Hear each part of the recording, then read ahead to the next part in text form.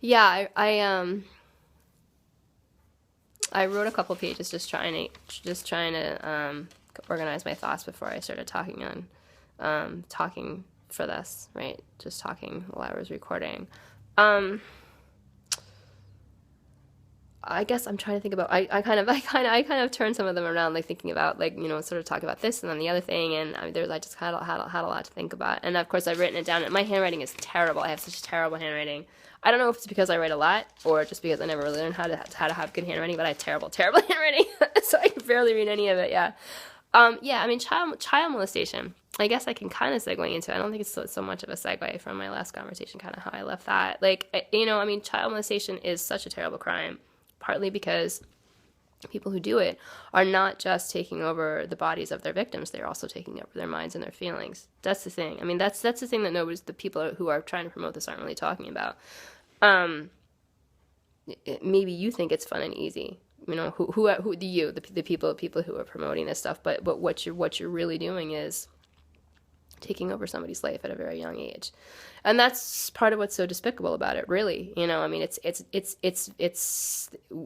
think it's difficult to think of another crime that's as cowardly as child molestation. Maybe voyeurism is pretty cowardly too. But yeah, but child molestation, I think, is even worse, for sure. I mean, it's just those two things have been the most difficult things for me to deal with, for me to address, talk about, even think about. It's just so painful. um yeah, I mean, it's easier, much easier to get them to do what you want physically than it is to get an adult to do what you want physically. But it's also, much easier to manipulate their feelings, to make them think about what you're doing in a certain way, to terrorize them, to make them feel like they have to get used to whatever you're doing, to make them feel like they're powerless. There's nothing they could do. There's no one they can tell. To make them think that it's normal, because you can really pretty much control just their entire environment. The way that they think about things. It's a terrible, terrible, terrible crime for someone to take advantage of somebody that way. Yeah, I mean, even a woman, a grown woman, if you could, yes, you can subdue a grown woman and rape her, but you can't make it's much more difficult. First of all, do that to her than just do it to a kid, and also you will have a much more difficult time making her think what you want her to think. Whereas with a kid, you can tell them stuff and they will believe you. So it's horrible, and it's hard for me to understand why there are so many people who are promoting it. People who really ought to know better. People who I think do know better, but they just don't care. There's a lot of people out there in the world who just don't care. They don't care. They don't care. Whatever is easiest for them is what they'll do. And I think that's horrible. I really think that's horrible. I really do. So there was that side of kind of what I was thinking, which is kind of just um kind of an extension of what I was thinking about, in terms of like trying to make sure that I'm not developing some kind of cult following with people. That's not what I mean to do. And I kind of recognized the danger of that really kind of right away when I started writing online and noticing I was getting a lot of people who were writing. A lot of people were reading what I was writing. I'm not trying to be the leader of a cult. I'm not trying to like make everybody think that I'm an authority about all sorts of things. That's not what I'm trying to do. The purpose of someone who, I don't know, you're supposed to try to encourage people to understand things so that they can think about it, it. Not just try to get them to think of to consult something that you've written or something that you've said, to just try to give them some kind of rote answer. I mean, even if you're the goal of a parent, or anyone who's any kind of role model is for people to be able to be independent. You don't want someone who's going to try to get you to be dependent on them. That's always the kind of person that you want to be careful of. You want to be careful around someone like that, because sorry, excuse me, that person is not that person. Whatever it is that they're trying to get you to think, usually, just kind of leads back to them. That's not good. I think too, in terms of sometimes, I think the entertainment industry, I've said this before, has a much higher percentage, as far as I can tell, of people who work in it, who are successful in it, who do not have an education. Do not have an education. You know, they don't have a good high school education. They don't have a good college education. Maybe they don't have any education. You know, but they're able to advance. The standards in that industry are extremely, extremely low for that stuff. And to be honest, there's a lot of people out there like me, in terms of being articulate, being able to think about things in a way that they've been kind of trained to think about things. Because they've spent, you know, a lot of time in school. You know, I had my earlier public years, you know, in school were okay, and they were enough, you know, and plus, you know, my parents were smart enough and had enough education of their own to kind of just help me to know what I need to do in school. And then my high school was really good. My college was certainly was good for me at the time. But you know, there's lots and lots of people out there who are smart, but in the entertainment industry, you're just not running into those people over and over and over and over and over again. That industry, as far as I can tell, is not just socially just totally out of control, but professionally, you are constantly running into people who are not educated and are actually in a tradition of not being educated or even acting like that stuff doesn't matter. And it really matters. It's really, really important. You know, it's really, really important. That industry is 100 years behind the rest of the world, you know, in terms of how it thinks about things, how it thinks about women, particularly minorities also. You know, it's just the things that it has abused the idea of free speech. It has done that so people can do whatever they want. Things that other businesses have had to do something about, like sexual harassment, like hiring women to do something other than look a certain way.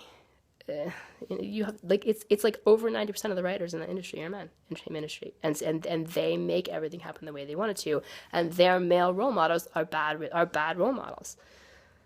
It's a serious problem. So if there are times when younger people in the entertainment industry, you know, women are just they think that I'm some kind of like like messiah of female rights, you need to understand I just kind of didn't have anything better to do in 2010. You know, I just kind of was not really where I was supposed to be in my life, although I was getting there. You know, I had kind of fallen by the wayside because I had been in the hospital and that had kind of screwed things up for me, but I was getting there. I was kind of thinking about going back to school. I had actually gotten into EVM, but I ended up not going. I think in the fall of whatever year that was, 2010, yeah, fall of 2010. But I, you know, had kind of decided on what I was going to do for a career, and I was kind of thinking about that, but I was kind of in transition. You know, didn't have a lot of friends, didn't have any friends, didn't have any friends, I think, at the time. Was staying at my parents' house, but was thinking about what I was going to do next, you know, and then just the conglomerate happened. You know, I was thinking about what I was going to do next. You know, I was even you know, applying for jobs. I was applying for jobs in the fall of 2010, just something to do, while I was either going to be in school or apply to school, maybe out of state, that kind of thing. And then it was just like this, just conglomerate just kind of took over my life. But that was stuff that I was moving towards, you know, all the way through grade school, going, you know, getting through high school, getting good grades, going to college, you know, getting a professional degree, a business degree, whatever it was going to be, you know. That was really what I had kind of been thinking that I was going to do. That was kind of what I was kind of trained to do throughout my life. And you know, I mean, in a way, being in the hospital a bunch of times and having that extremely stigmatizing identity kind of take over my life it was very, very, very painful and continues to cause me problems. You can see that it does. You know, people very easily, you know, just totally dismiss me as a person by saying that I'm crazy. And then if they know I have a psychiatric record, it makes it even easier for them no matter what it is that they do, you know. But what happened over time is I began to realize this stigma is prejudice. It's not based in something that, you know, really truly describes me or most people who are described this way. It's very damaging. It can make you very, you know, very, very screwed up. But understanding that I really was a person. I mean, once I really truly understood that, and once I truly understood that even just doing everything they told me to do as a mental patient did not gain me their respect. And so it wasn't even really worth it. It was, you know, it helped me to figure out, you know, what I should listen to, what I shouldn't listen to. And it gave me a sense of who I was that nobody can ever take from me again. So all this stuff that's been, so in a way, it was kind of training.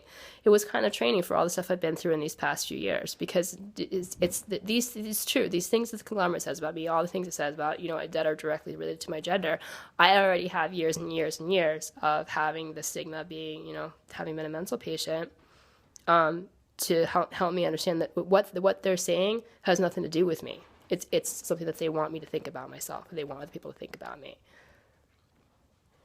But it's something for me not to, it's something for me to recognize the danger of, because people saying it have a lot of power, but it's not the truth about me at all, right? So that kind of, all those kind of earlier experiences helped me to know that I was a person no matter what.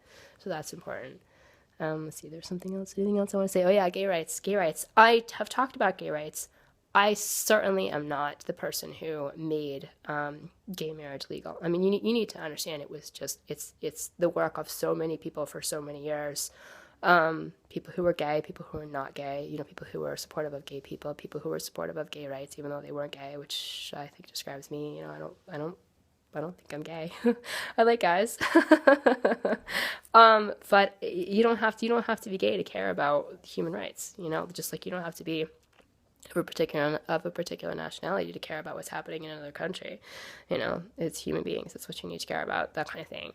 But certainly I am not the reason that gay marriage was finally recognized legally in the United States. I mean, it's just years, decades, if not centuries, of people who are working towards that. People getting killed, people getting harassed, people getting killed, people getting attacked, people getting raped, people being kept out of work, people being ostracized, all of those things for years and years and years and years and years. And the work and people, people trying to go through the processes, trying to go through the courts, trying to go, through human resources, trying locally, trying at a state level, trying at a federal level, international level, trying, failing, trying until they finally got where they needed to be.